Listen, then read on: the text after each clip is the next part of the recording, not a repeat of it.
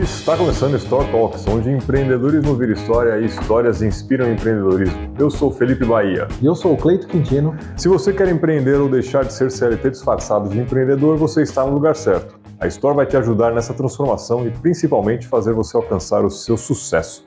Seja lá o que isso signifique para você, pois sucesso é ter o objetivo realizado e é individual de cada um. Acompanhe-nos pelo YouTube e nas principais plataformas de áudio como Store Talks e no Instagram como store.empreenda.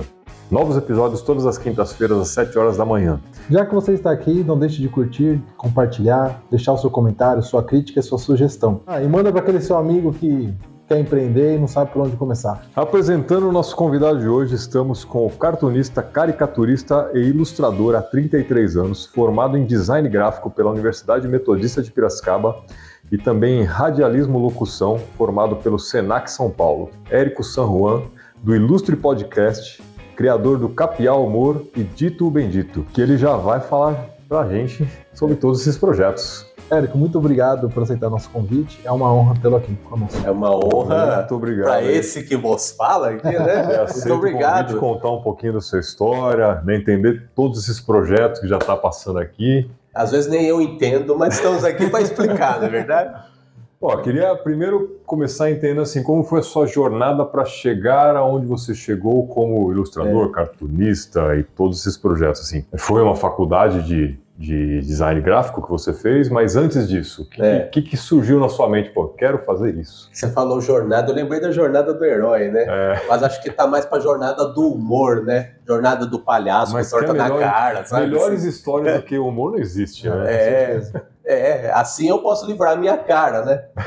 Já que eu não sou uma pessoa que precisa ter uma certa formalidade, a informalidade é que me formou, assim. Que legal. Então, você falou da faculdade, eu fui fazer a faculdade depois de mais velho, né?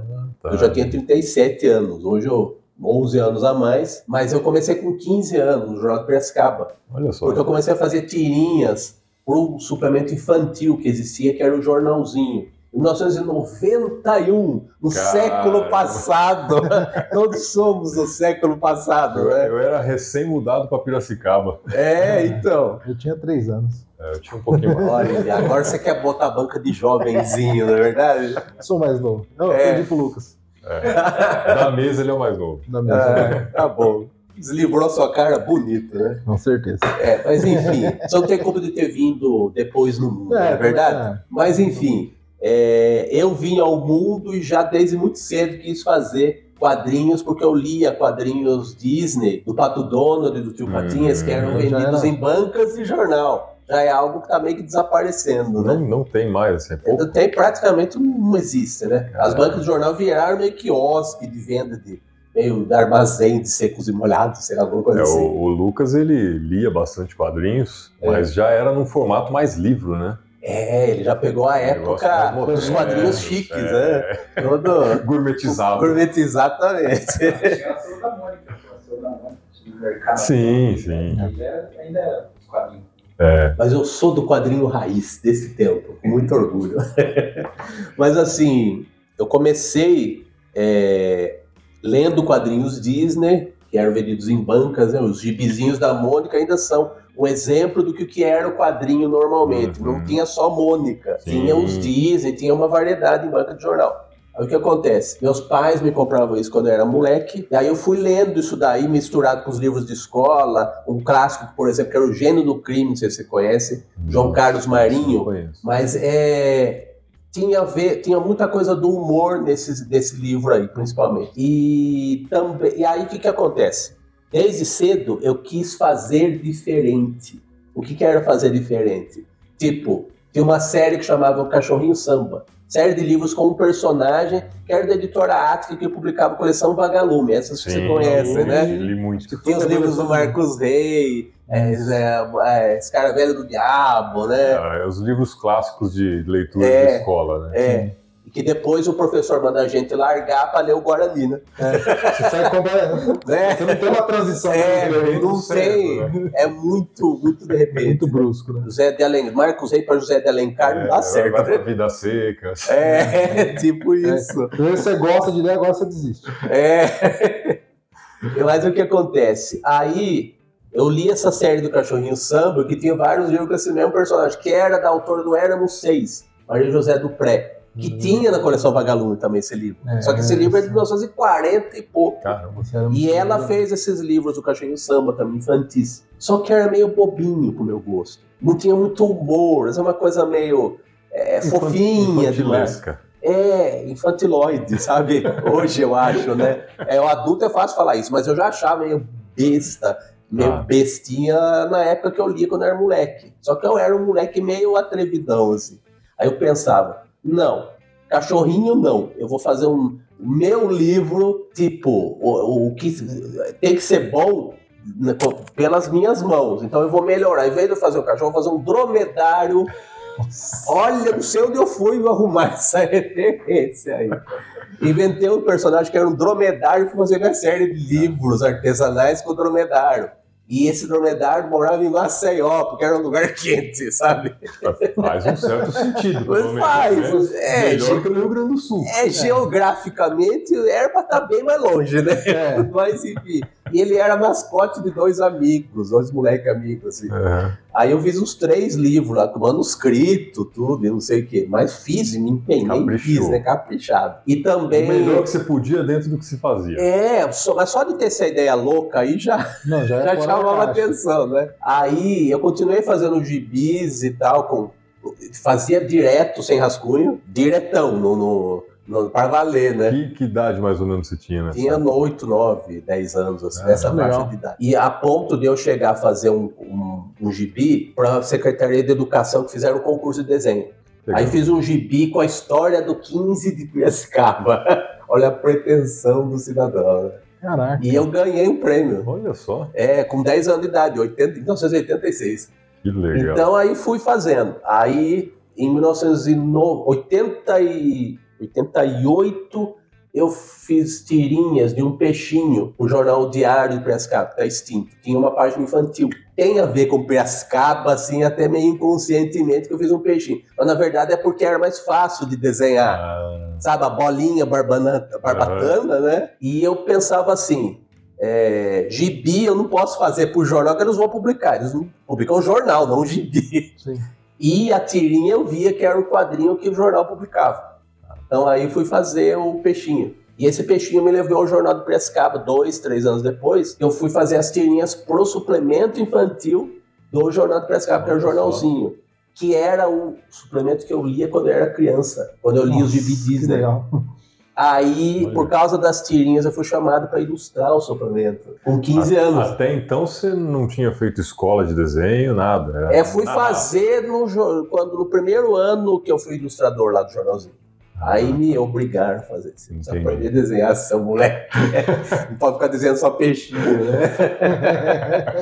Aí eu fiquei de 1991 a 96 no Jornal de Piracicaba, ilustrando o suplemento infantil. E aí, de 93 em diante, eu fui fazer uma tirinha que está fazendo 30 anos, que é uma tira adulta, que o personagem chama Dito Benti. Fez 30 anos, aqui um dos logotipos, que é o do Dito, né? Mais tarde ele passa de novo. Isso. Aí. Esse personagem é o que permaneceu, assim. Então eu investi muito em caricaturas e quadrinhos nos meus 33 anos. O personagem tem 30 anos e eu tenho 33 de carreira. Que legal. Com caricaturas e quadrinhos, principalmente. É uma coisa, assim, de querer fazer diferente e ter uma inquietação permanente, assim, sabe? E a ponto de eu não me satisfazer só com desenhando, mas embalando em projetos. Então eu citei os livros aí do Dromedário Amarelo, porque eu embalava em formatos, eu não fazia desenho solto, que nem muita criança faz. Então eu queria inserir num contexto de projeto, porque eu queria imitar o que eu via, né? Então eu via livro infantil, eu queria fazer meu livro infantil. Via gibi, eu queria fazer o meu gibi. As minhas versões do que eu admirava. E aí, com o tempo, você vai pirando na batatinha, né? Aí você faz as suas versões e elas passam a ter uma abrangência maior, porque você se profissionaliza, né? Então eu não diferencio a atitude do molequinho que quis fazer os livros do Dromedário Amarelo dos projetos que eu fiz depois. Porque, na verdade, eles tomaram uma forma profissional, mas a pretensão a ser criativa, a ter um diferencial, acho que sempre foi a mesma, assim. A diferença é que você fica mais velho, você perde cabelo, você começa a não enxergar muito bem, assim. Mas a gente sempre busca esse diferencial, né? Então, com insistência, as pessoas falam, não é que esse cara é diferente mesmo, né? É muito isso. Que legal. Que legal, é bem Criou legal. sua marca, né? Com o seu estilo de desenho também. Porque eu posso não ser o melhor desenhista do mundo, até tecnicamente. Tem muita gente que tem pretensões até de ser um artista reconhecido por ter uma técnica impecável. Eu sou do traço. Hoje em dia, muito pessoal da internet é muito da cor. Já começa com a cor, o pessoal mais novo já começa muito bom, né? Não sei. Você fez uma carta que isso é relativo, né? Não, é relativo e, assim, também não é um segmento que eu entendo, né? Eu não sou... Mas você é um já. espectador, digamos assim, né? Então, mas você tem a sua percepção. Você falou, a pessoa tem ali o desenho perfeito, você não se julga o melhor desenhista. Eu acho que isso é muito subjetivo, porque Sim, arte é uma coisa muito relativa. E eu também não estou me diminuindo, assim. Sim. Tem coisa que dizem que é arte que eu discordo completamente, né? Eu também. E tem gente que paga milhões por aquele tipo de coisa. Agora, não importa se o traço é mais grosseiro ou não, é um traço mais fino, uma arte que já puxa mais para um realismo, aí é uma questão de gosto. Então não vejo muito nesse sentido de é perfeito ou é imperfeito. A arte é isso, né? Porque assim, eu acho que quando você fala das gerações que estão vindo, que chega muito mais ao público tudo hoje, né? Você vê mais gente publicando. Eu tenho uma amiga do meu filho que desenha muito bem. Ela pinta e faz os personagens a ouro e tal. Só que antigamente eu desenhava, eu fazia história em quadrinhos. Olha isso. Com uns amigos, a gente era muito fã de Dragon Ball, a gente replicava isso e tal. Só que a gente morava no interior, não saía pra lugar nenhum, não tinha acesso a nada. Então aquilo lá morreu até hoje. Muita gente nem sabe que eu desenho. Eu tenho muito conteúdo em casa. Eu tô descobrindo agora. Eu tenho algumas coisas. Olha aí, tá vendo? O podcast é de descoberta. Mas hoje não, hoje na internet a pessoa faz um rabisco e ela posta. Então todo mundo começa a ver a pessoa desde nova, né? Aí que tá, o lance é o seguinte, podem de repente nascer até com uma técnica, com uma noção, uma informação de um desenvolvimento de habilidades. Ele tá juntando muita informação, já tem acesso a muita informação desde muito cedo, né? Coisa que eu não tive, por exemplo. Hoje você foi aprendendo na raça. Eu sou de outra geração. Agora, por outro lado, a vivência também é muito importante. O amadurecimento. Você pode desenhar maravilhosamente, mas você não tem vivência. Então isso vem com o tempo, né? Não, e a prática, né? A prática ali, e não só você praticando. Tudo bem que desenho, às vezes, talvez alguma coisa um pouco mais fácil, talvez, de se desenvolver, mas tendo um mentor, alguém para te ajudar, faz desse jeito. Isso é importante. Muda a posição da mão desse jeito, que você vai conseguir fazer um traço melhor, né? É como um jogador de futebol, como qualquer atleta. Você precisa ter uma orientação. Você nasce com a habilidade, mas se você não treinar aquilo e evoluir... E o autodidata perde muito tempo. Eu falo porque eu também sou um autodidata. Tem caminhos que poderiam ser abreviados se você tivesse a noção das direções que você toma, sabe? Sim. É que hoje, você falou que publicou primeiro a tirinha, tudo com 15 anos, mas você desenha desde Não, tirinha antes. Antes, né? Eu fui ilustrar o suplemento infantil com 15. Mas e tirinha eu comecei com 13. Com 13. Então, assim, com 13 anos, hoje, uma criança que gosta de desenhar, ela digita no YouTube, ela já tem um monte de vídeo, às vezes um vídeo seu dando dicas. Então ela já tem, mesmo que informalmente, ela tem os mentores na internet, né? Então que assim, diferente. Só que tem uma coisa do ser humano que ele precisa de incentivo. Sim. Então, às vezes, o tutorial do YouTube não vai falar o nome da pessoa e falar, fulano, você precisa, seu trabalho é legal, vai em frente, sabe? Precisa alguém cutucando ali. No bom sentido também, sabe? E assim, e a gente, muitas vezes, a gente por uma orientação ruim, às vezes até de uma pessoa que vê um potencial em você, mas ela tem uma invejinha guardada no ser dela, né? Na essência dela. Uma das primeiras coisas que eu ouvi, quando eu estava nessa época de começo, foi de um desenhista da cidade aqui, que eu não vou falar o nome nem a pau, mas ele falou para mim, que desenho horrível mesmo. Aí eu falei, nossa, se 30 anos depois eu tô nessa, é sinal que a minha personalidade deve ser forte, sabe? Sim.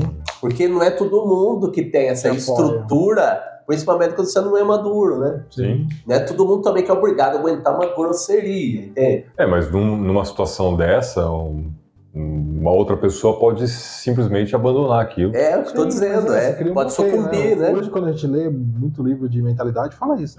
Você cria um bloqueio, às vezes, na criança, você mata um talento. E aí, por outro lado também, eu também posso ter tido os meus bloqueios para desenvolver outras atividades, né?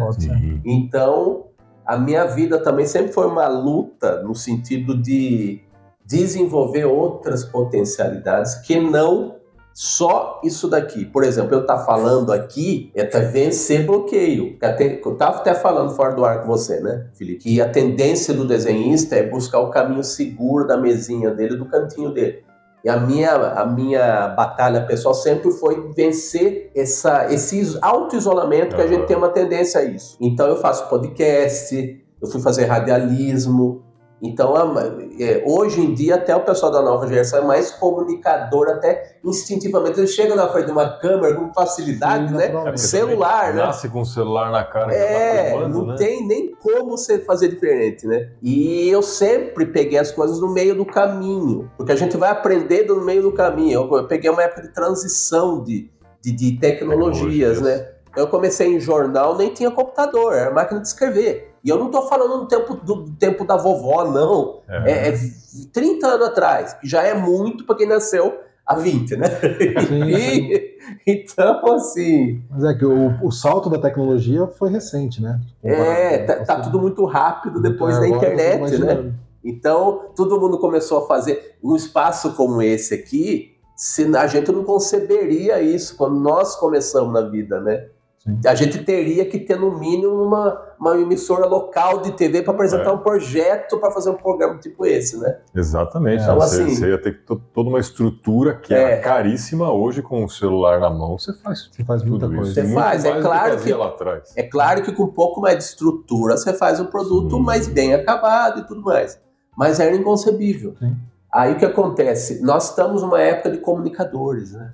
Então eu acho que os desenhistas poderiam ser mais comunicadores. É que o pessoal da minha idade para mais, eles já cresceram num mercado até de trabalho que não tinha isso. Então você pegar uma pessoa, por exemplo, eu estou com quase 50, com 48, mas vamos dizer, até uma pessoa da minha idade, de repente ela trabalhou 30 anos num lugar e a tecnologia desbancou ela, tirou o posto de trabalho dela. Até cruel você falar para uma pessoa, jogar ela na selva e falar, se vira, né? Então é cruel, tem um lado que não é legal. Por outro lado, a pessoa tem que ter uma chama interior que não é todo mundo que tem. De buscar. Para ser bem vulgar, ter fogo no rabo, assim, sabe? Mas cada um... mas cada um tem uma característica, uma personalidade, né? Sim. Eu tenho essa de querer transpor barreiras, sabe? E a barreira tá na gente. Sim. Não tá fora. Aqui. E muitas vezes a gente atribui culpas, responsabilidade, para ser mais fofinho, ao pai, à mãe, a namorada que largou a gente, o chefe que não reconheceu meu trabalho e me demitiu, sabe assim? Eu também tive o emprego que eu entrei em primeiro lugar na vida, que foi do ilustrador, eu também fui demitido dele. Só que eu tinha uma postura, acho que razoável, então me chamaram de volta para ser colaborador pago com as tirinhas desse meu personagem, dito bem dito. Legal. Então, a gente já foi semeando, até meio sem querer, um network instintivamente, mas por conta dessa vontade de exteriorizar, né? Então tem que ser assim, né? Não é você só... Por isso que eu falei que dá para ser... No meu caso, eu me considero até mediano, mas por conta da personalidade efervescente, assim, a gente formata tudo em projetos e a gente é lembrado por conta da nossa personalidade. Que hoje é valorizado isso também na época da internet, né? A integridade, a personalidade marcante, né? A honestidade, né? Então, se você tiver um papo furado, você não vai durar muito tempo. Você não dura. Você tem que ter uma... E assim, não é nada planejado no meu caso. Eu falei a coisa dos projetos, era instintiva. Então, fazer lá um livro infantil e fazer os projetos de hoje em dia, tem uma linha do tempo que tem uma coerência, mas é por conta da personalidade. Mesmo que não tivesse desenvolvida ainda, amadurecida, né? Aconteceu de forma natural, né? Porque você fala, você já Porque uma pergunta que eu ia te fazer no primeiro momento era E já tô matando suas perguntas. Eu já tô antecipando tudo. Porque assim, ó, quando eu desenhava, eu ficava me perguntando como que eu ganho dinheiro com isso. Essa pergunta eu ouço a vida inteira. Pergunta de 1 milhão. Não se preocupe. Aí eu falei, quando eu vou conversar com o cartunista, eu falei, como que você, em que momento? Mas pelo que você estava me contando, foi muito natural para você, né? Você já ganhou um concurso, já ganhou algum destaque, já conseguiu, já recebeu um convite, foi acontecendo. Porque uma coisa vai puxando a outra. E às vezes a gente também não ganha dinheiro. Só que aí tem a coisa, se você também ficar esperando a oportunidade, não vem. Isso é até clichê de que muita gente fala de empreendedor, né? Ninguém vai bater na sua porta. Mas ao mesmo tempo, aí eu olho para trás e vejo um saldo. Tem coisa que se eu não metesse a cara, eu não ia ter oportunidade. Porque ninguém bate na porta, mas também você precisa ter ideias para apresentar também. Às vezes, para você fazer uma coisa tradicional, você precisa ser inovador, né? Sim. Para você entrar no mercado de maneira convencional, você precisa mostrar o diferencial. É muito louco isso, né? Se você for comunzinho, você não vai ter a vaga do comunzinho, muitas vezes, né? Não, e se você for concorrência maior, você vai estar concorrendo com um monte de outros comunzinhos. E você vai ser facilmente descartado. Porque você não tem o diferencial. Você está concorrendo por preço. Quando você entra nesse mérito, você está concorrendo. Aquilo que a gente sempre fala, né? Seu público-alvo, né? Se você é comum, mais do mesmo, você compete por preço. Agora, quando você traz um diferencial, que nem você colocou ideias novas, aí é valor. Não, e a primeira coisa que quando para mostrar o que a gente como pode ser muito comum, vulgarizado, é quando o cliente que vai nos pedir orçamento, ele pergunta o preço. Primeira maneira de eliminar a serpente no ninho, assim, de alguma forma. Aí a gente acostuma, né? Quando o cara pergunta o preço, o cliente pergunta o preço, é porque ele não está interessado. Ele só quer algo barato e pode ser que não seja um trabalho bom. Às vezes, aí eliminar essa possibilidade, às vezes eu falo muito hoje em dia um livramento. Sim, né? Você está eliminando um problema na sua vida. Porque vai ser um trabalho, você vai se desgastar, você não vai ser valorizado e às vezes o cliente nem vai te pagar. No fim o cara fica insatisfeito. Porque ele vai arrumar um monte de obstáculo. A pessoa mal intencionada é a mais exigente do planeta. É um problema. Isso é um fator, né? Mas a gente tem que ser a solução. Isso é um conselho motivacional. Já que estamos num podcast de empreendedores, né? Essa é a pegada do empreendedor. A gente tenta trazer um pouco de conteúdo para quem nos segue, né? Um pouquinho. Mas não é fácil, assim. Ser empreendedor, que a gente conversou, né, no caminho aí. Empreender não é impossível, mas não é fácil. Mas não é impossível. Então, assim, tem caminhos, por isso que a gente traz aqui empreendedores e especialistas para trocar essa ideia e o público saber, se eu consigo, você também consegue, se aquele consegue. Só que às vezes é melhor você ter alguém junto com você para auxiliar, guiar, né? E para isso, né, a Store está aqui justamente para te ajudar, né? Nós temos os nossos programas de consultoria aqui, né? Então, para quem realmente quer empreender, sair dessa zona de deixar de ser um CLT disfarçado de empreendedor, ou melhor, um empreendedor disfarçado de CLT, né? Que é muito caso de muita gente aí, realmente transformar em um negócio, né? Então, entre em contato com a gente aí.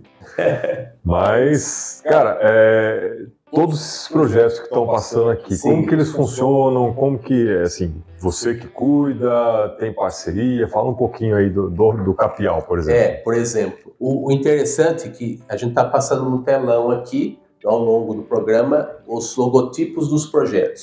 Todos os projetos representam as minhas facetas. Hoje em dia eu consegui sintetizar minhas facetas em todos os projetos. Então, por exemplo, o Capial, uma página de humor que nós publicamos às sextas-feiras.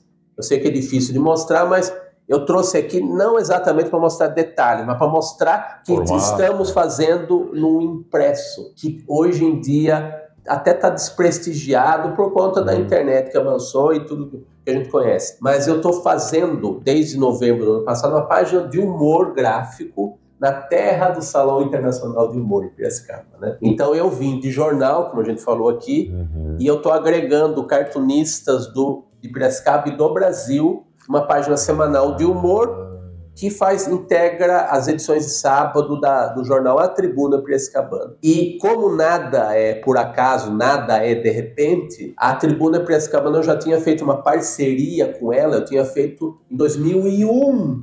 Olha como eu sou antigo, sou vintage, na verdade. Eu fiz 86 edições semanais de uma outra página de humor. Chamava Rio. Então nós estamos retomando a parceria com o Jornal Tribuna Piracicabana já num outro tempo em que o humor gráfico, nos jornais que restam, né, infelizmente, virou um artigo de luxo, virou um diferencial. Sim. Então o Evaldo Vicente, que é o editor da Tribuna, ele está investindo junto com a gente, uma parceria, legal, agregando os desenhistas do país, né?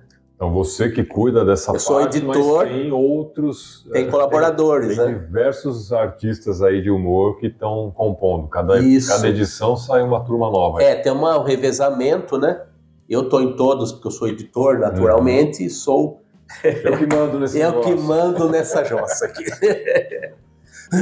Então é isso. A prova de que está dando certo, muito legal o resultado, o retorno que a gente está tendo, é que nós fazemos essa página todos os sábados na Tribuna e agora ela tem um filhote, desde dezembro do ano passado. No último sábado do mês, a página se torna um jornal encartado na Tribuna, que é o Jornal Capial. Então, 8 páginas em cores, um jornal de humor, dentro de um outro jornal, né? Esse jornal. E também, como nada é por acaso, nós temos, quem for no capial.humor, no Instagram, pode ver as notícias aí do nosso projeto, né? Legal. Então, as edições em formato tabloide, né, que é esse formato menorzinho do jornal, em 8 páginas, tudo que eu falei, elas têm esse retângulo em branco em cada capa. Por quê? Porque é para desenhar caricaturas do leitor em eventos que a gente está lançando no jornal. Que legal. Então... E como eu falei que isso nada é por acaso, essa ideia de interatividade vem de um outro jornal que eu fiz independente chamado Cara e Caras, que era um jornal que é a sua cara, porque tinha um espaço em branco na capa, só que no Cara e Caras a gente colocava a capa inteira quase em branco. Nesse caso, a gente quer a participação e interação com o leitor, mas mostrar que é um jornal de muitas caras, né? Os colaboradores do jornal, que são os desenhistas do Brasil inteiro, né? Então é um diferencial até que eu resgatei de um outro projeto meu, né? Mas o principal é agregar esses artistas todos gráficos de Piracicaba e do Brasil inteiro, né? Então já saíram, no momento que a gente está gravando, saíram 2 edições em janeiro e fevereiro. Aliás, em dezembro de 2023 e em janeiro de 2024. Bacana, hein? Então a interatividade, né? Aqui são as 2 edições. As 2 edições do jornal que saíram, né? O jornal sai na terceira, sexta... Sai na última semana do mês, é o jornal. Aos sábados. Aí nos sábados restantes do mês, os 3 sábados do mês, é a página Capial, né? Então já soltamos a página e já tem esse tá muito legal. Esse projeto derivado, né? É tudo Capial. Todos nós somos Capial. É muito característica de Piracicaba, né? E é legal que assim, com licença. Pode? Nós estamos até do Salão Internacional de Humor. Então eu acredito que até é esperado que nós nos movimentemos para além do salão. Que nós somos profissionais o ano todo, né? Sim, a gente não pode ser aquele salão, né? A gente não pode ser aquele pessoal que é lembrado só quando tem o salão, né? Então o ano inteiro a gente movimenta o cenário aí, né? E em jornal, né? Que parecia uma coisa de um outro mundo, né? Mas os que estão aí, a gente acredita... porque eu acredito também que os leitores de uma certa idade também foram negligenciados até com a coisa da internet, o fenômeno da internet. Então a gente dá uma opção a mais de conteúdo para esse público tradicional de jornal e mostrar para as gerações mais recentes que isso ainda existe, né? Às vezes eles acham até que não existia, que eles não conheciam, não tem essa referência. O que é jornal, né? O que é jornal? Isso daqui, olha, isso aqui é jornal. De repente, até por vias malucas aí, a nova geração vai conhecer algo que parecia extinto, né? E ainda num formato diferenciado do humor gráfico. Uhum. Então... a nossa pretensão é agregar o humor dentro da imprensa de Piracicaba, né? A imprensa escrita, né? Que é chamada de imprensa escrita, né? Então... Tem até horóscopo aqui, não? Não tem. Tem uns desenhos aqui, achei que fosse. Não tem. Às vezes parece, né? Mas tem um vasto conteúdo, caricaturas, tem fábulas, né? Fábulas. E é tem lógico, de tudo, é cartoon. Dito bendito. Dito bendito, E veio de jornal e tá voltando pro jornal, né? Muito legal, né? Um projeto, assim, para hoje, os dias de hoje, é totalmente inovador. Porque a charge e a caricatura em si, elas não são inovação, nem dentro do jornal. Mas a maneira da gente embalar dentro de um projeto, isso valoriza muito. Isso dá uma outra dimensão porque já existe, né? E hoje em dia já não... Pô, nem lembro. Eu acho que não tem nenhum jornal que faça isso. Já fizeram no passado. Jornal há muito tempo, né? Mas é interessante. Um bom motivo pra você voltar. Sim. E você sabe que assim, eu tenho pensado, aí uma reflexão minha, né? Assim, o pessoal tá tão já massificado de internet, de tanta informação, que eu acho que algumas coisas analógicas, elas vão acabar voltando de tão cansativo que é você ficar tanto tempo ali naquela tela. Você quer ver uma coisa? O tempo de você absorver os conteúdos. Tipo o vinil, que hoje é fabricado numa escala menor. Sim, caríssimo. Até poderia chamar de gourmetizado, agora é coisa de colecionador, né? Mas tem uma coisa, tem o colecionador, mas a diferença é que você vai encontrar música no celular. É mais fácil, né? Sim. Só que a absorção da informação, você vai pegar o vinil, vai colocar na vitrola, vai prestar atenção, você vai curtir. É um ritual. Igual o cara que curte tomar vinho, o cara que curte fumar um cigarro, é um ritual. Cigarro não, charuto especificamente. Né? É um ritual. Ele não faz aquilo porque é rotina, é porque é para dar um escape. Então eu quero fazer, quebrar a rotina e passar por esse processo. Porque o material até que a gente publica também, muitas vezes é resgatado do Instagram individual dos desenhistas. Só que aqui ele tem uma curadoria. A internet é o grande supermercado do universo, sabe? Tudo ali, né? Então, e o que tem de bom e tem de ruim. Coisa, às vezes, fora do prazo de validade, sabe? Coisas assim, você tem que ser um filtro, e muitas vezes a gente não tem essa a internet não nem tem paciência para filtrar, né? Então a gente aceita muita coisa que pode ser ruim até sem piscar, sabe? Então isso daqui é uma maneira de você ter uma curadoria. Você pode encontrar muito material desse no Instagram dos desenhistas, só que aqui você vai estar num contexto diferenciado. Não, e além de contexto diferenciado e a curadoria, ela não é só assim, material de qualidade, mas também assim, está concentrado ali. Você não precisa ficar buscando diversas outras plataformas, diversos cartunistas, porque ali tem o melhor de todos, né? Aqui, a ideia é essa, então, assim, né? Fica muito mais fácil o acesso. Na verdade, a internet é bem isso, né? Em tudo. Então tá tudo disponível para todo mundo de todo tipo, seja bom, seja ruim, seja mediano. Então um canal, seja online ou físico, que concentra as boas informações, que é o que uma escola ainda faz, né? Sim. Uma faculdade, ele tá ali com o programa de estudo para você entrar ali do nada e sair um engenheiro, um médico. Mas você aprende praticamente tudo isso na internet também. Hoje tem conteúdo Só que, e como você vai achar? Organizar os conteúdos. Qual que é o critério, qual que é o processo, qual que é a caminhada que você faz, o percurso. Então, esse é o tipo de formato de suporte que você tem que prestar atenção. E para prestar atenção, você precisa se deter naquilo. Parar ali. Você precisa parar. Para o tempo. Você tem que... Você não pode... Você vai fumar um charuto com todo o prazer da degustação, ou você vai pitar um cigarrinho lá apressadamente para você voltar a trabalhar depois do almoço, sabe? Então é a coisa de parar mesmo até para pensar. É uma outra dinâmica, né? É uma outra dinâmica. Então a gente não está fazendo algo antigo ou antiquado. A gente está resgatando algo, valorizando algo que na internet, como você falou, está espalhado. Pela curadoria a gente faz essa concentração e acaba valorizando mais o potencial de cada artista, né? Então, como que é esse trabalho de fazer essa curadoria, essa edição aí? Aonde você vai buscar? O pessoal manda material, os colaboradores do projeto? Como funciona assim? A dinâmica aí de seleção, de edição. Então, uma coisa, vou usar uma palavrinha aqui que para empreendedores é fundamental, network. Se eu for fazer um garimpo pela internet do nada, eu não consigo preencher uma página por semana e um jornal de 8 páginas por mês, sabe? É muito material, o volume de material é muito grande. Tem uma atitude de quebrar o isolamento, sem conversar com o colega. E antes da internet, né? Que era mais difícil. Sim.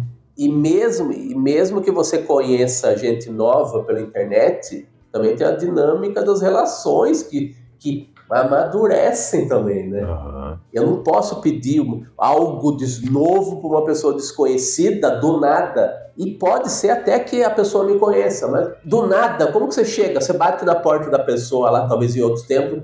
Oi, eu sou o Érico. Tô precisando disso, daquilo. Você me atende? A pessoa vai assustar, olhar, ou bater a porta da sua cara, ou nem deixa você entrar, botar o cachorro, sei lá, em cima de você. Então chama a polícia, né? Muita gente que tá aqui, por exemplo, eu já conheço desde que eu comecei.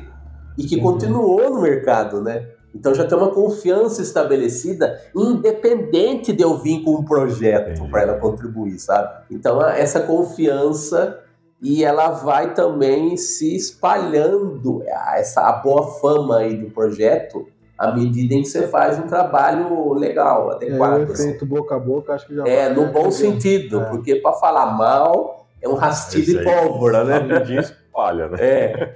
Mas tem também a coisa de espalhar e não explodir nada, né? Espalhar, mas de repente a pessoa... E é legal que está acontecendo um fenômeno legal, que a geração da internet está me procurando. Olha só. Então quando a gente está gravando aqui, a página da semana seguinte já vai ter uma pessoa do Rio, um moleque de menos de 30 anos, que ele contribui para o Salão de Humor, ele tem trabalho selecionado no Salão de Humor.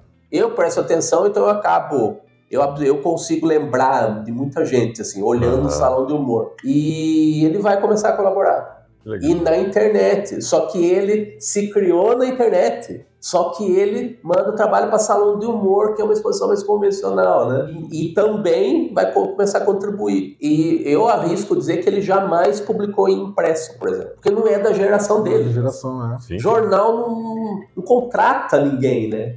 Eu estou fazendo isso aqui porque isso aqui é um projeto, né? Uhum. Aí que eu falei do projeto. Eu não dá mais para chegar no jornal e pedir um emprego de chargista, sabe assim? E nem como ilustrador de suplemento infantil que eu comecei, os jornais nem suplemento tem mais, né? Só que isso daqui é um projeto que tem um diferencial hoje em dia. Ter humor embalado dessa forma é um diferencial. E só que o proprietário do jornal, o Evaldo, no caso, o Evaldo Vicente, ele está apostando, porque ele também tem um aspecto cultural que ele valoriza. A gente ter na cidade uma movimentação para além do Salão do Humor, como eu falei. E como aqui é meio que um celeiro que agrega artistas uma vez por ano, e eu também já conheço muita gente, um vai puxando o outro. Porque aqui nós temos a referência forte do Salão do Humor, mas também tem referência do pessoal que me conhece há muito tempo. Uhum. E os novos, que agora com o Instagram, né? Eu também sigo muita gente independente de fazer isso daqui. Aí o pessoal começa a me procurar. Então é o meu lado agregador, né? Eu podia encarar esse pessoal como concorrente. No sentido de, meu Deus, eu tenho que me preservar porque esses caras vão tomar meu lugar. Eu não tenho que pensar assim. Esses caras vão ser meus aliados se eu fizer um bom trabalho. E sem deixar de cada um cuidar do seu próprio trabalho, sua própria sobrevivência mesmo no mercado. Né? Então são iniciativas que a gente sente que a gente não tem motivo por você se isolar. Isso daqui já é um fator de agregação, sabe? Colaborativo, ele agrega muito mais. E não é modinha pós-internet. Eu sei que o empreendedorismo ele tem uns conceitos, eu zoo aqui porque eu sou do humor. Anos, né? Eu zoo, às vezes fica parecendo muito coisa que é meio clichê, assim, meio lugar comum. Mas a atitude colaborativa, ela tem sentido quando ela é real, ela é palpável. Genuína. Ela é genuína, ela é legítima. Então isso daqui é a prova de que isso aqui é algo legítimo, né? Só que assim, todo grupo precisa de um líder. Sempre. Alguém que puxa a fila, né? Entendeu? Tem sempre. Então também não é qualquer cartunista que também tem essa mentalidade de agregar. E não é porque ele quer concorrer, ele quer... É o perfil dele. É o perfil. Então, para esses aí eu vou pegar um projeto desse e vou tentar com que eles participem. Trazer ele para perto. E talvez... E tá dando certo, tá dando certo. Diferente também. Que bom. Traz de formas diferentes, cada um tem um perfil, é complexo. E aí também eu tenho a sensibilidade na edição, eu dar o devido peso para cada um. Por exemplo... Um destaque maior em determinado trabalho. Nessa página aqui, o pessoal talvez em casa não veja tão bem, mas dá para ver aqui muito bem a caricatura do Milton Nascimento. Esse cara que é meu amigo há muitos anos, ele foi caricaturista do Estadão, Estado de São Paulo. Trabalhou lá décadas. Por que eu coloco o Milton Nascimento dele quase um quarto de página, que é uma página grande? E por que de repente o meu tem um Carreiro aqui, que é uma caricatura mais simples, eu coloco desse tamanhinho? Se eu fosse um ególatra, uma pessoa metida besta... Página inteira pra mim. A página é minha, eu coloco o meu Tião Carreiro grandão, mas não é. Eu tenho consciência do meu próprio trabalho... Ele é de traço e ele é criado na linguagem dos quadrinhos, das tirinhas. É uma coisa mais sintética, um desenho mais... Não tem tanto detalhe. Artisticamente, o peso dele não é equivalente a esse do Milton aqui. Que é uma obra de arte para ser admirada esteticamente, assim. Ele tem um peso maior. Mas o meu cumpre uma função. Sim. Cada um é de uma maneira, cada um cumpre uma função. Eu tenho, como editor, eu tenho que dar o devido peso para cada tipo de trabalho. Entendi. Então, o meu Tião, ele pode ser desse tamanho. Mas o Milton, ele tem que ser gigante. Ele tem que dar a devida dimensão dentro do espaço que eu disponho aqui, né? Então, o trabalho de edição é complicado também. Sim, tem que ter um olho clínico, né? Dá trabalho. Mas dá trabalho em nome de um equilíbrio aqui, de dar o devido valor para cada artista. Né? E aqui em Piracicaba tem muito... Esse mercado ele é bem fomentado, tem bastante cartunista aqui na região. Sabe algo que tá muito em voga na ilustração, muito o mercado absorve? É os desenhistas de games. Eu nem tô falando disso aqui, sabe? O mercado de games pro ilustrador absorveu, tá muito... Inclusive tem um dos colaboradores aqui do Capial, que é o Lucas Labels, que fez pro Jornal Capial, ele fez esse nhoquinha aqui, versão 3D, que ele faz ilustração para game. Que legal. Então, o mercado que ele atua é de games. Então, o 3D está muito em evidência, né? Só que ele é um caricaturista também. Então, a prova é que ele ganhou prêmios 1000 no Salão do Humor de Piracicaba. Então, é a versão dele do velho mascote do 15 de Piracicaba, né? O caipira, né? Bacana, hein? Então, é muito isso. A gente convive aí com... Todas as tendências possíveis a gente agrega aqui. E eu não deixo de fazer meu trabalho autoral, né? Então é muito isso. O network aí dos cartunistas aí tá toda nesse projeto. Né? Que bom. Esse material é bem trazendo conteúdo aí bem bacana pra gente. O que são essas duas aqui? Aí é o segmento do meu umbigo aí do podcast, né? A parte que contempla o meu umbigo. Mas é do bem, o umbigo. Eu falei do Dito, né? Esse aqui é mais um projeto interativo que eu fiz na época da pandemia. Eu pensei, eu não sei se vocês conhecem, tem um clube de stand-up em São Paulo, que é o Clube do Minhoca. Sim. Que eles fazem, na pandemia eles começaram a fazer uma revista de humor, Minhoca Zinichan. Aí eu pensei, meu Deus, eu faço isso há tanto tempo, por que eu não posso fazer uma revista também, né? A bela história lá do dromedário amarelo. Eu vou fazer alguma coisa... Resgatar o conceito. Do meu jeito, né? Aí eu pensei, mas fazer gibi não se justifica eu fazer só. Vai ser mais um também. Só mais um. Aí eu pensei, eu vou acrescentar algo que o leitor se sinta incluído. Igual eu fiz o meu jornal, com as caricaturas na capa. Eu vou combinar o meu personagem Dito com o leitor. Eu vou fazer uma tirinha na capa da revista, personalizada, uma tirinha que o Dito interage com o leitor da revista. Na época da pandemia, como hoje em dia tem impressão em gráfica rápida, você pode fazer exemplares personalizados em qualquer coisa, né? Sim. Então eu fiz gibis do Dito personalizados com o leitor na capa, interagindo com o personagem. Então isso aqui tá meio descolado assim, porque eu fiz próximo às festas de fim de ano. Tá. Essa aqui é uma pessoa real interagindo com o dito, e eu fiz colado na capa como um cartãozinho de boas festas, entendeu?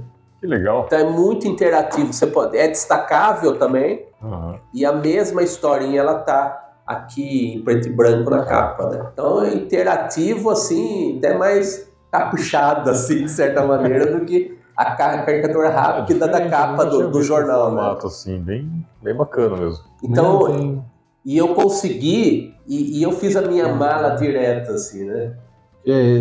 É o próprio Eric. O próprio Eric conversando com o personagem. E para inventar mais história ainda, para complicar minha vida, assim, de fazer algo diferenciado, não bastasse o diferencial da capa personalizada com o dito, você vira do outro lado, é uma outra revista ainda. 2 em 1. 2 em 1, e um lado é personalizado do leitor, né? Com o dito, meu personagem, de 30 anos, né? No ano seguinte ao do auge da pandemia, 2021, que vocês estão vendo aqui. Hoje em dia tem Catarse, lei de incentivo, eu também fui na contramão nesse sentido. Eu fui lá, olha só como eu sou antigo, eu fui no Facebook, no Messenger do Facebook, e informei para os meus contatos em 2 parágrafos o que eu pretendia fazer. Aí no final eu falava, você quer um exemplar? Eu acho que eu consegui convencê-los, né? Porque o gibi existiu como projeto, mas isso aqui é uma coisa que você não tem como apresentar para a pessoa para ela aprovar, porque a minha ideia era ser autoral e arriscadamente ser uma surpresa para a pessoa. Então, hoje em dia, aquela coisa de você pagar antecipado, né? Você deposita tanto lá no meu Pix, se eu te mando a revista daqui a um tempo. Aí eu vendi 160 exemplares. Que legal. Todos personalizados, com essas capas personalizadas. Cada capa de um jeito. E até a tirinha tem dados da vida da pessoa que vai fuçar lá no Instagram, pesquisar na rede social e tal. Então, bem diferenciado mesmo. Isso é muito legal até para presente, né? É, muito essa ideia. E uma extensão desse projeto, nos mesmas características, foi a versão de Pet. Eu também, um dos meus personagens é um cachorro lá da época do Superman Infantil, né? Eu resgatei, e aí eu fiz as caricaturas dos pets de cada pessoa. Então, é a revista para os humanos e a revista para os pets. Os pets. Então, versões aí, e dentro tem as minhas tirinhas aí desses personagens todos, né? E você continua fazendo esse tipo de trabalho? Tá vivo ainda. Que legal. Bem legal, né? Fica um presente bem exclusivo, né? Você pode... Cara, né? Então, é nisso que eu tô pensando, porque é algo diferenciado. Sim. Eu, particularmente, nunca vi nada assim. Que bom saber que eu sou inovador, hein? Até assim, não sei, às vezes algum trabalho corporativo, né? Sim, contando a história da empresa, um contexto ali da empresa. Tem muitas cartilhas que são feitas, esse mercado existe, né? Mas nesse caso aqui, é o meu conteúdo no miolo, as capas com o meu personagem interagindo com o leitor, né? Então pode caber nesse contexto que você está falando também, né? Então, como homenagem para alguém da empresa, coisas assim, né? É algo que é marcante para quem recebe também. Com certeza. E ela é um chamariz para ela também conhecer melhor o meu trabalho autoral, né? São projetos que envolvem as pessoas. Então, falando no começo, né, de fazer projetos que tivessem um diferencial e fossem coisas instrumentos para quebrar um possível isolamento que às vezes o artista possa ter, coloca, né? Se coloca mesmo. Mas é possível, né? Como vocês estão falando. Pode ser difícil, mas não é impossível, né? Então é muito isso daí, né? Atitude, né? Essa palavra é tão usada hoje em dia, né? É isso. Assim, atitude, hashtag atitude. É um produto único que você criou, né? Eu nunca tinha visto, não fazia nem ideia. Como gerenciar tudo isso que você faz? Você falou de mim, né, que a gente veio conversar, você falou que eu sou um povo, mas você também é um povo. Eu sou. Braço para todo lado, fazendo um monte de coisa. Como funciona o seu tempo nisso tudo? O tempo é todo para isso. Ainda nem falou do Ilustre. Ainda projeto que é o mais aí é o lado da falação que eu tô falando aqui, e também canalizamos pro podcast, né? Também podcast é fruto da minha vontade de conversar com gente diferente, sabe? Porque a gente tá falando, né? agrego artistas nesses projetos coletivos, eu faço os meus, mas ao mesmo tempo a gente tem as nossas identificações pessoais e também quer conhecer gente diferente da gente. Só que assim, eu acho muito engraçado porque a gente tem uma atitude muito natural de espontaneidade, se desenvolve e tudo, aí você descobre, para nenhuma surpresa da gente, que as pessoas são tímidas. Aquela coisa de você conversar com alguém no boteco, aí você vai falar, então, eu queria te convidar para o meu podcast. Ah, mas eu não sei falar diante de uma câmera. Ah, eu sou tímido. Já passamos por isso. Então, vocês superaram isso, né? Sim. Não, a gente já passou por isso, convidando as pessoas. Sim. Eu convidado ainda já, mas que eu vou falar, eu tenho medo. Gente, relaxa, não é um bicho de sete cabeças. Então, mas relaxa. É porque a gente está fazendo, está ambientado. Não, a gente ainda tem que fazer o trabalho de convencer também, né? Tranquilizar a pessoa. E não é relaxa. Quando ela chega aqui, também tem o estágio dela relaxar por conta dela também, porque você também não pode forçar nada. Não, com certeza. É que a maioria, acho que nesse ponto a gente sai bem, né? Que a maioria, todo mundo que passa aqui fala, tava nervoso, de repente nem viu a hora passar. É porque o legal do podcast é muito papo. Sim. Né? Então, até quem defende o papo furado, né? Que muitas vezes é pretexto para os podcasts serem ruins também. O papo. Ah, vamos aí, né? Vamos aí, meu Deus do céu. Aí você fica 7 horas no porão conversando, não é verdade? Eu fui muito sutil nisso, né? Hashtag inteligência limitada, marca aí. No meu caso, é muito conhecer gente diferente de mim. E também a coisa do network. Sim. Podcast é network. Vocês estão me conhecendo melhor por conta de estar aqui, né? E o engraçado, eu não comentei com você, né? Eu vi o podcast da primeira vez por causa da Kelly. E a gente tinha convidado a Kelly Galese e ela foi no seu. Falou, nossa, ela foi aqui, deixa eu assistir. Eu assisti o seu a primeira vez. E é diferente a abordagem, né? Totalmente diferente. Porque nós somos pessoas diferentes, né? Nem é questão de direcionamento do podcast. Vocês estão aqui inteiros nesse podcast. Vocês podiam até falar de outro assunto que não fosse o empreendedorismo, a tônica aí dos papos, e seria vocês do mesmo jeito. Sim. A nossa personalidade. A personalidade de vocês é marcante. A minha também, a gente pretende que seja. Então, é possível falar, no meu caso, pelo menos com qualquer pessoa, porque sempre vai ser a minha maneira de abordar os assuntos. Sempre, como eu me beneficio também na coisa da visão de humor que eu tenho do mundo. Então, eu estava falando para você, Felipe, que eu conversei com o Barjas Negri, ex-prefeito de Piracicaba, né? E eu não imaginava conversar com um político, por exemplo. Vai desarmado, que você pode conversar com qualquer pessoa. Sim. Às vezes a barreira vem da gente. Com certeza. Então, muitas vezes a crítica que a gente faz é porque a gente não sabe conviver com aquele tipo de ofício ou de personalidade da pessoa. Você não precisa ser amigão, você não precisa ter uma identificação umbilical com cada convidado.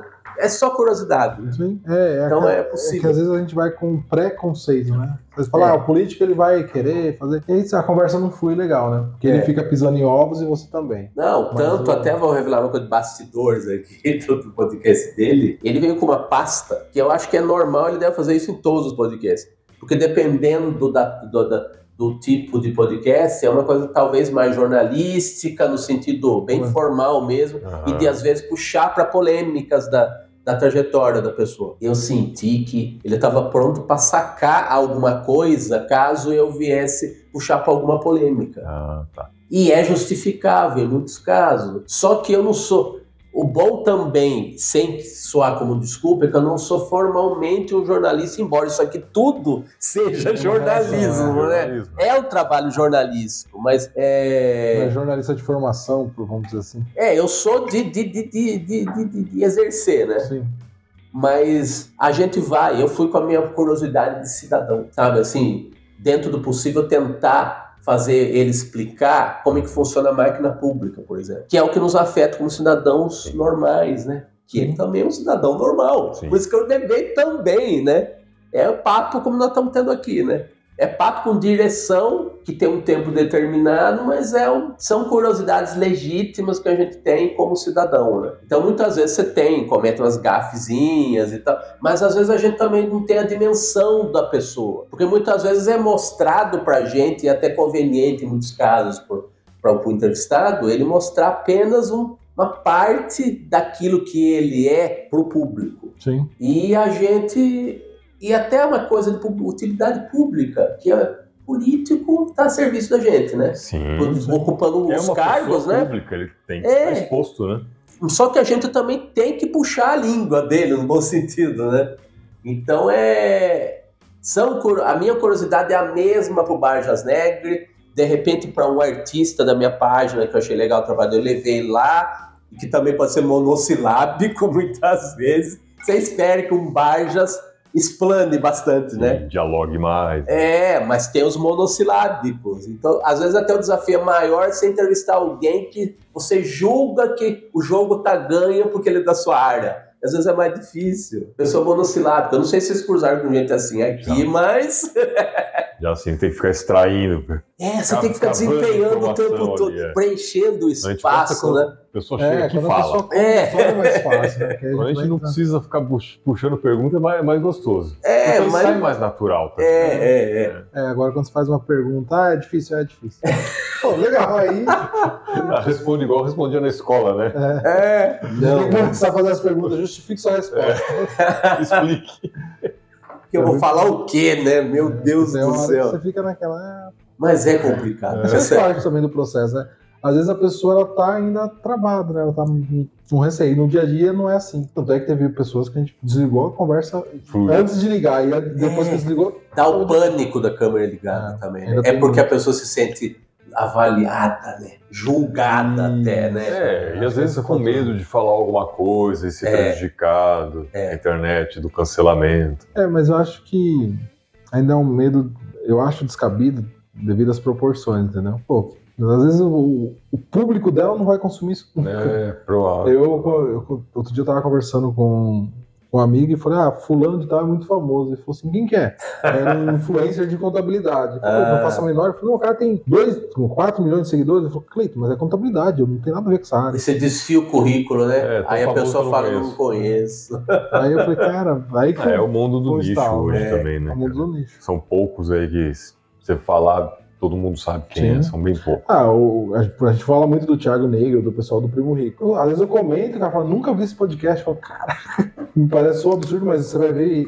E eu vi, acho que um podcast do Bruno, ele falando, gente, eu tenho só, acho que é 2 ou 3 milhões, uma coisa assim. O Brasil tem 200. Então é natural, a maioria não conhece. Mas eu acho que tem uma coisa que a gente sempre esquece. A gente nunca lembra, quando vai abordar entrevistado ou tentar convencer ele a falar pra gente, daquele pânico que a gente tinha quando apresentava trabalho na escola. Isso é verdade. Isso é a raiz. A gente fez agora no começo aqui, lendo.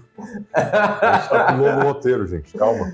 A gente aprende ainda. Aprende, mas assim, exatamente a gente não é treinado a ter iniciativa. Eu acho que isso, às vezes, define o rumo de uma vida. Sim. Num segundo, às vezes, de um insight que você tem numa época decisiva da sua trajetória. E às vezes você não tem oportunidade de nem exercitar os insights também, para você ir para frente. Sim. A gente volta lá na estrutura da educação. A gente vai cair. A gente não é educado para empreender a própria vida, no sentido amplo mesmo, né? Então, muitas vezes, esse tipo de projeto que eu faço aqui, para mim é natural, mas eu também tenho a consciência de que não é todo mundo que, como você falou, não é todo mundo tem esse perfil.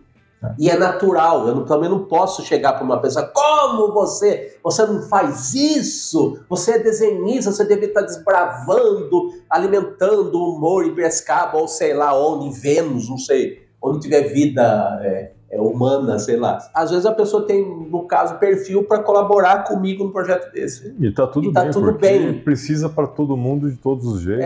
Então ela pode contribuir de outra forma também. Às vezes nem estando aqui, às vezes em outra coisa.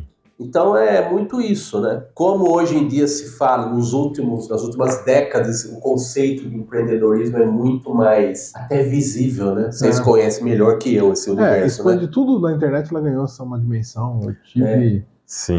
Eu tive empreendedorismo na faculdade e eu confesso que não gostei da matéria. Achei muito ruim. Mas foi na faculdade, podia ser de antes isso, né?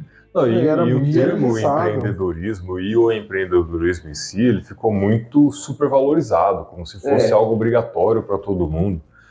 Ok, você vai... Eu falo assim, de alguma forma, todo mundo empreende. Sim. Mesmo que não seja num negócio. Negócio de retorno financeiro. Sim. Você está empreendendo na sua própria vida, você está empreendendo num casamento, porque você vai lidar com os desafios da sua vida, e empresa é só mais um. É que aí, no caso da empreender dentro de uma empresa, que você pode empreender, inclusive, dentro da empresa dos outros, como exatamente. Você faz aqui, essa parte parcerias. O jornal não é seu, né? O jornal como um todo, mas esse projeto aqui é um empreendimento dentro de uma outra empresa. Exatamente. Né? Que é o intraempreendedorismo, que o pessoal costuma batizar, inclusive, né? Começa a ter nome. Mas o empreender é para a vida inteira, para tudo que você faz. Né? Os conceitos da vida dentro da empresa e vice-versa. Né? Gestão financeira, longo prazo, fluxo de caixa. Acaba caindo tudo nisso. É o dia a dia da vida, né? Mas é que as pessoas... É que você não, às vezes as pessoas não fazem esse link, né? Na tua casa, quando você recebe teu salário, você tem que pensar, tenho mais conta... Sobrou mês nesse salário. Tem mais conta do que salário. O que eu faço? É o jogo de cintura que o empreendedor vai viver em algum momento. Sabe o que ela faz? Ela vai pensar com dor de cabeça antecipada. Meu Deus, eu preciso pagar a fatura do cartão. E aí talvez ela comece a refletir, pô, tem que planejar melhor o próximo mês, não vou mais cometer esse erro. E talvez a gente comete por... Tem uma tirinha até uma vez que eu vi que muito interessante. Tava lá, pessoa. Olha, eu tenho dinheiro para viver o resto da minha vida. O problema é que eu tenho que morrer amanhã. Boa. Essa é boa. Não tá errado, não tá, né? Não tá errado. Dependendo da situação. Mas vocês veem que são todas projetos, às vezes, que podem ser diferentes uns dos outros, mas todos convergem para algo muito próximo, né? Muito próximo, assim. Conceito, né? Um conceito, né? Eles não são desgarrados, assim, eles não são conflitantes, né? Eu tava vendo a sua página, você participou de um projeto com a PAN, né? Com a Jovem Pan. Então, como que foi isso? Aí essa coisa de ser o cara de pau, assim... Que assim, em 2016 a Jovem Pan estava implantando a rádio com imagem, que foi desaguar no que é hoje a TV Jovem Pan News. Sim. Eles estavam fazendo programas na internet com jornalistas, equipes novas, o jornalismo deles, do AM, né, da rádio AM, que sempre foi jornalismo, mas na internet implantando alguns programas. Inclusive, no estúdio de rádio que eles sempre tiveram, mas com a característica de podcast, com telão, esse formato aqui, que veio depois a ser um podcast.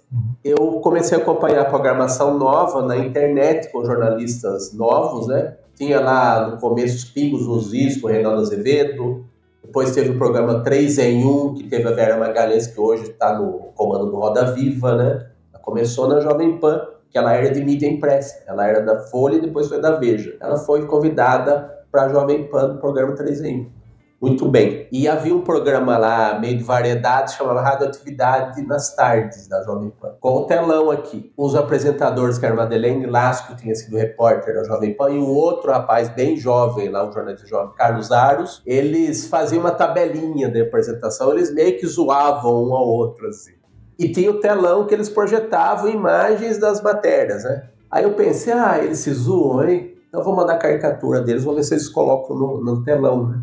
E começaram a colocar. E sempre davam crédito, comentavam. Legal. A ponto de, depois de uns 4, 5 meses, eles me chamaram lá para desenhar ao vivo. Que legal. Meio pegada da Roda Viva. Meio um Paulo Caruso improvisado lá. O programa saiu do ar, mas aí o 3 em 1 foi criado e continuei mandando do pessoal do 3 em 1. Entre eles, a Vera Magalhães. E o gerente do jornalismo da rádio da época era o Patrick Santos, que ele também era apresentador do 3 em 1, junto lá com a Vera. Aí mais gente começou a conhecer meu trabalho, né? Aí o Patrick deixou a rádio depois de 20 e poucos anos. O cara que trabalhou sempre na mesma empresa desde a faculdade, sabe? Caramba. Então a trajetória que ninguém mais tem, né? Ficar quase a vida inteira numa empresa, né? Aí o que acontece? Ele saiu da rádio e fez um livro sobre a trajetória dele. Também quase um burnout que ele estava sofrendo, ele saiu antes de sucumbir, assim, né? Foi pesado. Mas ele fez um livro falando da trajetória dele até o momento que ele fez essa ruptura, já fora da rádio. Aí ele lembrou de mim, dos desenhos lá que eu mandava, e me convidou para ilustrar o livro dele. Que legal. Foi lançado o livro lá como ele tinha relações, lógico, com a rádio, ele divulgou nos programas da rádio desde manhã. E claro que eu ia no lançamento do livro que eu tinha ilustrado dele, né? Aí eu falei, eu vou com você, Patrick. Vou acompanhar lá, já que eu sou ilustrador, vou com você. E só que eu falei para ele, viu, Patrick? E se eu fizesse caricaturas no 3 em 1, que é um programa que você passou, que ainda tá a Vera Magalhães, o pessoal que você conhece tá lá ainda, né? Eu falei, é uma boa ideia, eu vou falar com o produtor, de repente você vai lá. Pode vir. Que legal. Tudo network, né? Mas o importante é a atitude lá no início, né? Você começou a mandar... Mas era um espaço, porque a minha geração veio do impresso. Como que você vai imaginar almejar espaço no rádio? Claro que era rádio com imagem. Sim. Mas era uma coisa que não existia. Mas conseguiu uma possibilidade, aproveitar algo, né? Porque assim, o conceito é o mesmo, o que mudou é a mídia. E a mídia estava em transformação. A rádio que estava virando TV, sabe? Sim. E tanto que na época do Radioatividade, lá que eu comecei a mandar caricatura, outros desenhistas também começaram a mandar desenho lá. Só que abriu as portas pro segmento. Só que para entrevista eu que fui chamado. Depois eu dei uma entrevista lá, a primeira vez que eu fui lá, ainda do Radioatividade, desenhei o programa inteiro e depois eu dei uma entrevista que tá até hoje, tá no meu site, inclusive, legal, no meu YouTube. E no 3 em 1 eu fiz as caricaturas, as charges ao vivo lá. Numa mesa, assim, até menor que essa, nem tinha como desenhar direito. Mas assim, eles me apresentaram, fiquei desenhando, no final mostraram o desenho lá, deram um crédito bem legal. Assim. Legal. Mas também mais porque eu tinha feito o livro do Patrick já, né?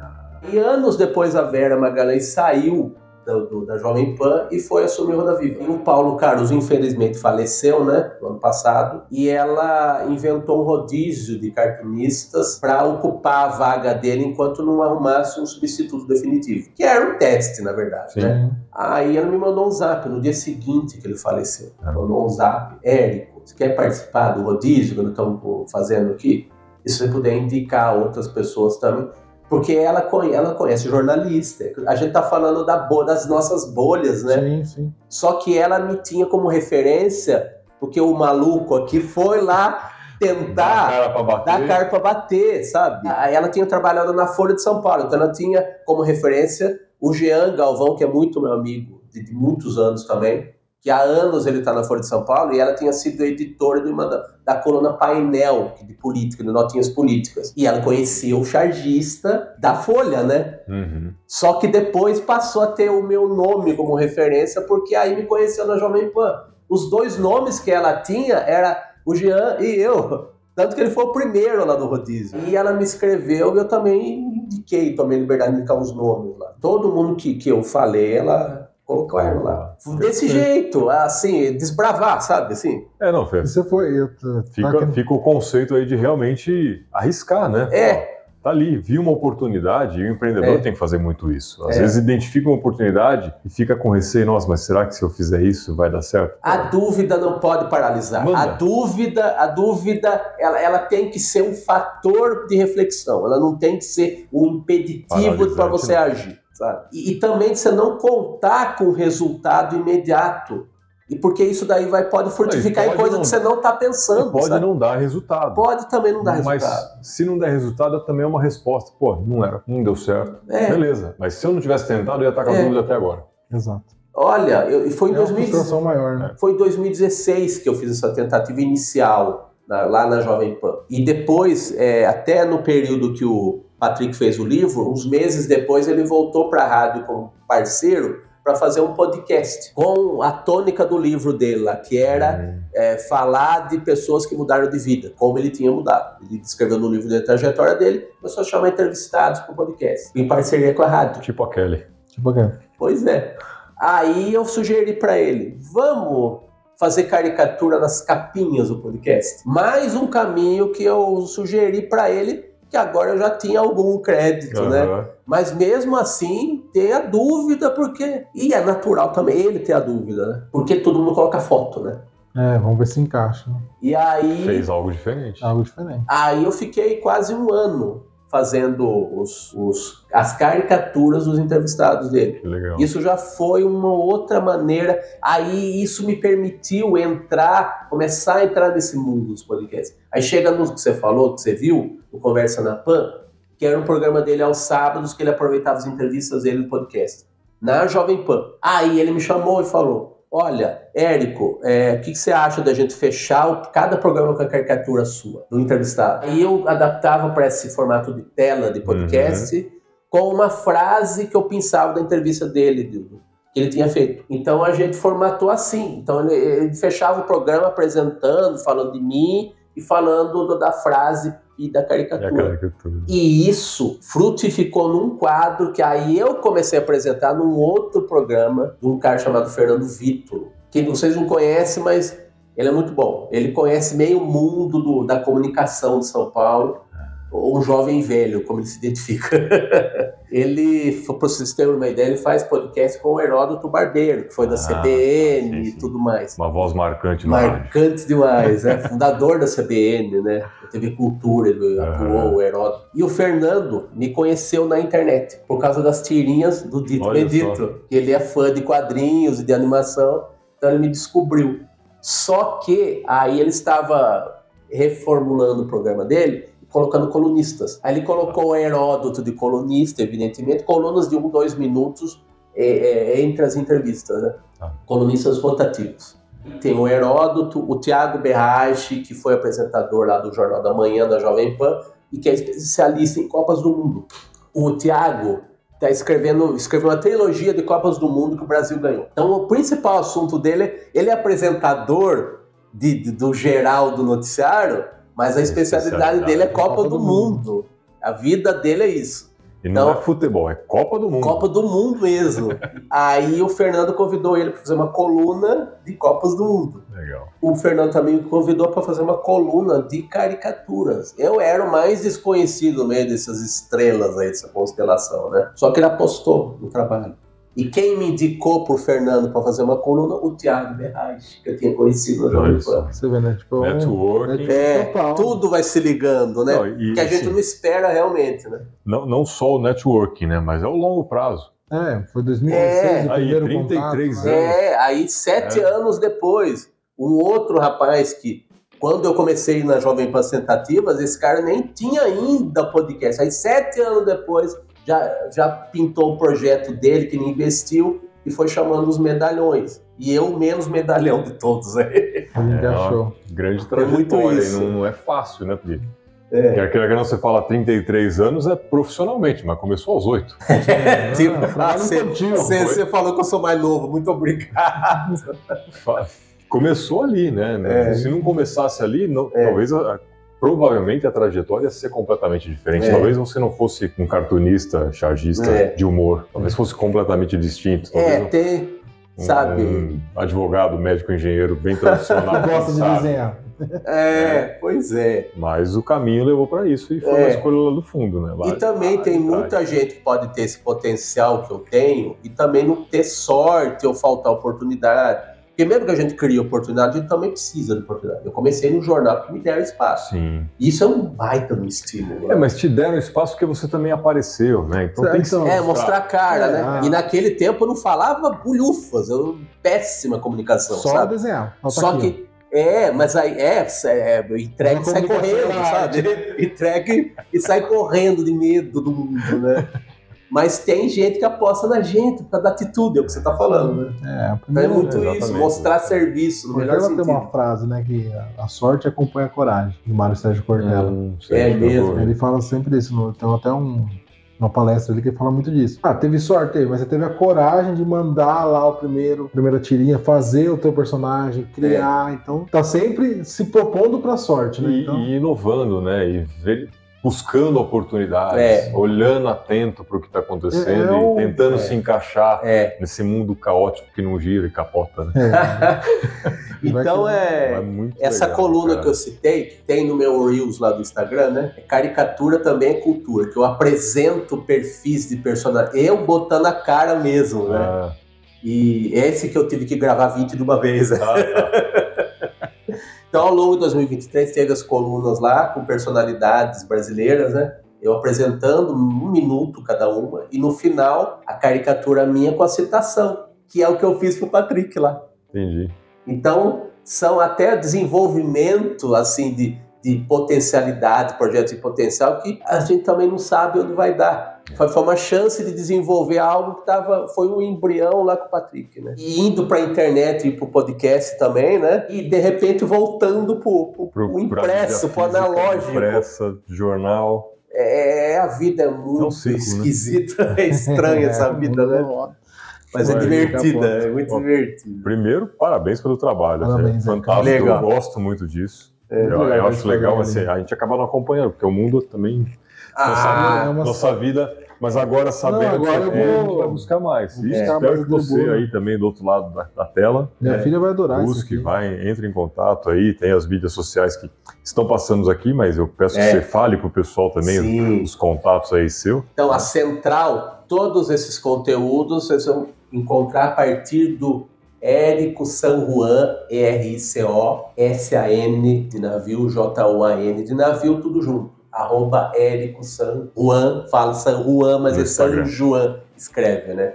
Então tem o Instagram, esse é o meu Instagram aqui, tem tudo isso daqui. Para cada projeto, para o jornal e para a página Capial, é @capial.humor. Temos aqui do personagem Dito Bendito, tem as tirinhas que a gente está sempre renovando lá, e @Dito o Bendito, tudo junto. Então, @Érico San Juan, @ilustre.podcast, que é o podcast que eu faço todas as semanas, na TV Metropolitana de Piracicaba, no YouTube da TV Metropolitana. Então, @ilustre.podcast, @Dito Bendito, com os quadrinhos do meu personagem de 30 anos, né?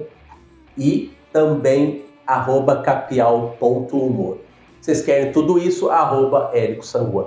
E estamos devidamente conversados, né? Tem a descrição embaixo isso, também. Muito bem. Tem o site também, que a gente vai deixar o link aqui para quem quiser acessar, conhecer mais o trabalho do Érico. E, Érico, muito obrigado aí por esse papo muito legal, cara. Se deixar, a gente bastante vai embora, risada.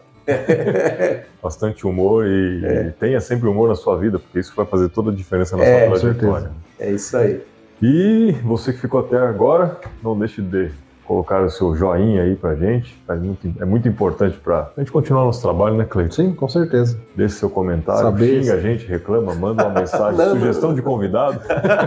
Não xinga, não. Nós estamos aceitando qualquer um agora. Por enquanto a gente aceitando qualquer um. Se a gente não gostar, a gente bloqueia. Divina internet, né? É um poder pra gente que olha. E é isso, semana que vem tem mais, Cleiton? Semana que vem tem mais. Galera, valeu. Até mais.